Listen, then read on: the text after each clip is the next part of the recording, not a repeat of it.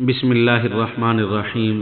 قرآن education academy کی جانب سے تعلیم النساء کورس سبق نمبر 7 بچوں کی تعلیم و تربیت۔ بچوں کی تعلیم و تربیت یعنی ان کو دین کا علم سکھانے اور دین کا عمل کر کے دکھانے اور عمل کا شوق پیدا کرنے کا سب سے پہلا مدرسہ ان کا اپنا گھر اور ماں باپ کی گود ہے۔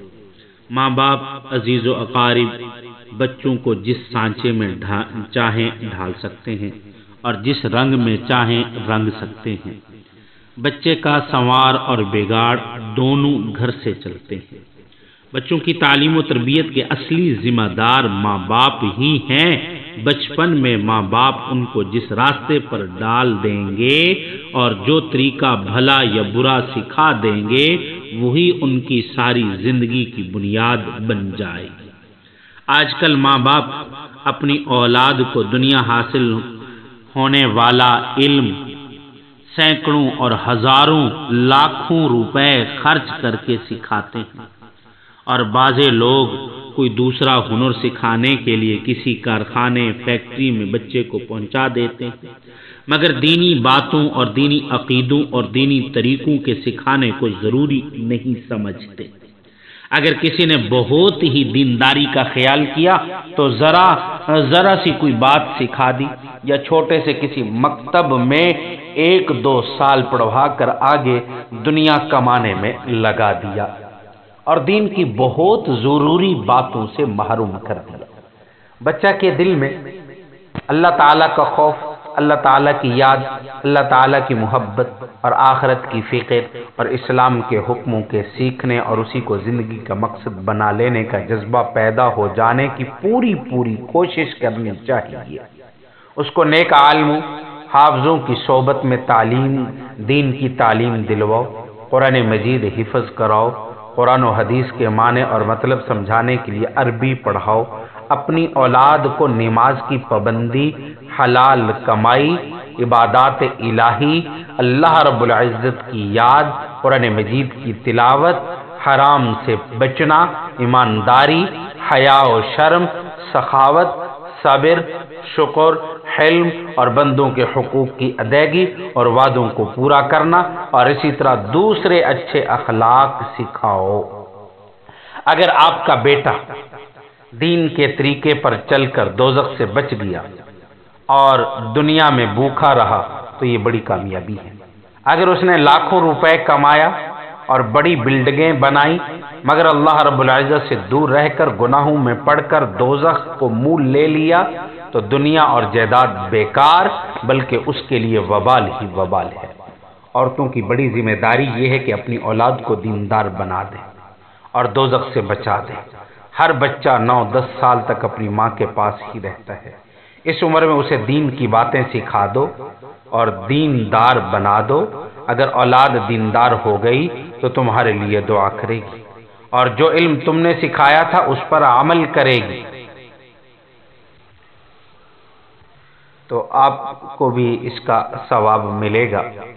جناب رسول اللہ صلی اللہ علیہ وسلم نے فرمایا کہ جب انسان مر جاتا ہے تو اس کے سب کام ختم ہو جاتے ہیں اور ان کا ثواب بھی ختم ہو جاتا ہے، سوائے 3 کاموں کے کہ ان کا ثواب ملتا رہتا ہے، اور وہ 3 کام یہ ہیں: صدقہ جاریہ، جیسے دینی مدرسے کا قیام، مسجد بنوا دی، یا کوئی مسافر خانہ بنوا دیا، یا کسی طالب علم کو خرچہ دے دیا اور وہ طالب علم حاصل کرتا رہا۔ دوسرے نمبر پر وہ علم جس سے دینی نفع حاصل کیا جاتا ہو۔ تیسرے نمبر پر وہ نیک اولاد جو اس کے لیے دعا کرتی ہے، اور ظاہر ہے کہ ماں باپ کے لیے دعا خیرات وہی لوگ کرتے ہیں جو دیندار اور آخرت کے فکر مند ہوتے ہیں۔ دین کے پھیلانے میں رسول اللہ صلی اللہ علیہ وسلم کے زمانہ میں عورتوں کا بڑا حصہ ہے۔ خود بھی اسلام پر عمل کرتی تھیں اور اپنی اولاد کو بھی دین پر چلاتی تھیں، اور اپنی اولاد کو دین کے لیے جان دینے اور دین پر قربان ہونے کے لیے پرورش کرتی تھیں۔ ایک صحابی حضرت انس رضی اللہ تعالی عنہ تھے، ان کی والدہ نے ان کو سمجھا بجھا کر رسول اللہ صلی اللہ علیہ وسلم کی خدمت میں لگا دیا۔ اس وقت ان کی عمر چھوٹی تھی، 10 برس۔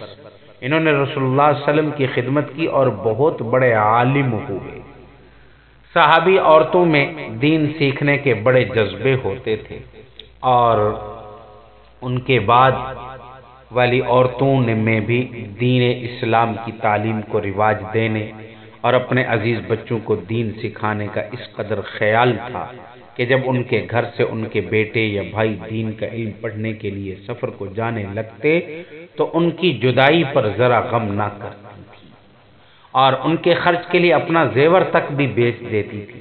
امام بخاری علیہ رحمہ کو تو آپ سب جانتے ہیں، حدیث کے بڑے ہی عالم ہیں۔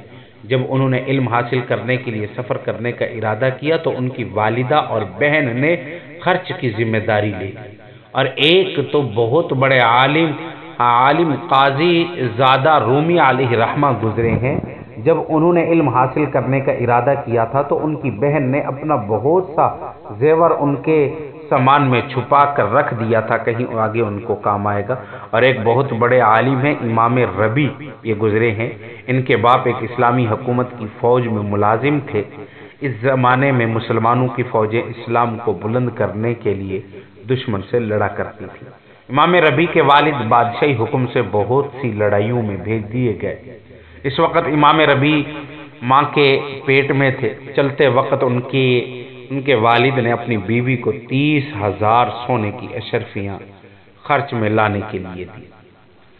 اللہ تعالیٰ کا کرنا ایسا ہوا کہ ان کو لڑائیوں میں 27 سال لگ گئے، اور پیچھے ہی بچہ پیدا ہوا، اور اس نے کیونکہ جب گئے تو بچہ حمل تھا، تو اس نے حدیث کا علم حاصل کیا اور پھر حدیثیں پڑھانے کا استاد بن گئے، اور وہ 30,000 اشرفیاں ماں نے اپنے بچے کو دینی تعلیم دلانے پر خرچ کر دی۔ اب جو 27 سال بعد امام ربی کے والد گھر لوٹے تو بیوی سے پوچھا کہ ان اشرفیوں کا کیا ہوا؟ بیوی نے کہا کہ حفاظت سے رکھی ہیں۔ پھر وہ جب مسجد میں نماز پڑھنے گئے تو دیکھا کہ میرا بیٹا مسجد میں حدیثیں پڑھا رہا ہے اور دنیا اس کی شاگرد بنی ہوئی ہے۔ یہ ماجرا دیکھ کر وہ پھولے نہ سمائے۔ جب گھر میں آئے تو بیوی نے پوچھا 30,000 اشرفیاں اچھی ہیں یا یہ نعمت اچھی ہے یا بہتر ہے؟ کہنے لگے کہ حدیثوں کے علم کے سامنے ان اشرفیوں کی کوئی حقیقت نہیں۔ شوہر کا یہ جواب سن کر کہنے لگی وہ اشرفیاں میں نے اسی نعمت کے حاصل کرنے میں خرچ کر ڈالی۔ شوہر نے نہایت خوش ہو کر کہا اللہ تعالیٰ کی قسم تو نے وہ اشرفیاں ضائع نہیں کی۔ حضرت پیران پیر شیخ عبدالقادر جیلانی نور اللہ مرقدہ کو اکثر مسلمان جانتے ہیں۔ انہوں نے جب کم عمری میں علم کے لیے سفر کرنے کا ارادہ کیا تو ان کی والدہ صاحبہ نے 40 اشرفیاں ان کی آستین میں بغل کی جانب سی دی، اور وہ بغل میں چھپ گئیں، اور ان کے پاس صرف وہی اشرفیاں تھیں اور کچھ بھی نہیں تھا۔ شوہر بھی زندہ نہ تھے اور ان کے دل میں دین کی بڑی قدر تھی۔ کم عمر بچے کو دین سیکھنے کے لیے دور بھیجنے پر دل کو راضی کر لیا۔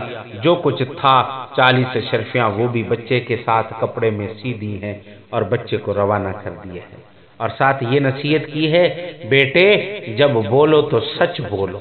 تو حضرت پیران پیر حضرت شیخ عبدالقادر جیلانی نور اللہ مرقدہ اپنی والدہ کی نصیحت کو گرہ باندھ کر گھر سے نکل پڑے اور ایک قافلے کے ساتھ شہر بغداد کا رخ کیا۔ راستے میں ڈاکو مل گئے جنہوں نے قافلے کو لوٹ لیا، سامان چھین لیا۔ ایک ڈاکو نے حضرت پیران پیر شیخ عبدالقادر جیلانی نور اللہ مرقدہ کا سامان چھین لیا اور پھر پوچھا کہ تمہارے پاس اور کیا ہے؟ انہوں نے جواب دیا کہ 40 اشرفیاں اور ہیں۔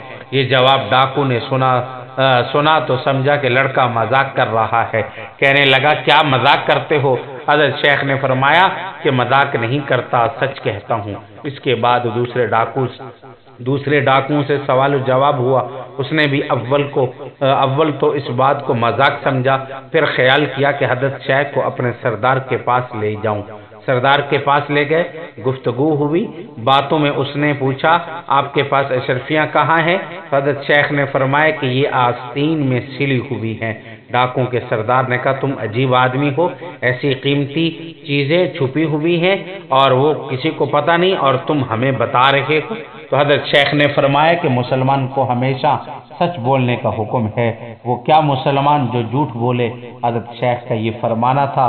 اس سردار پر بہت اثر ہوا، شرمندگی سے سر جھکا لیا اور پھر اپنے تمام آدمیوں کو جو ڈاکہ ڈالنے والے ساتھ تھے ان کو کہا کہ سب کا سامان واپس کرو، اور اس کے ساتھی بھی تھے۔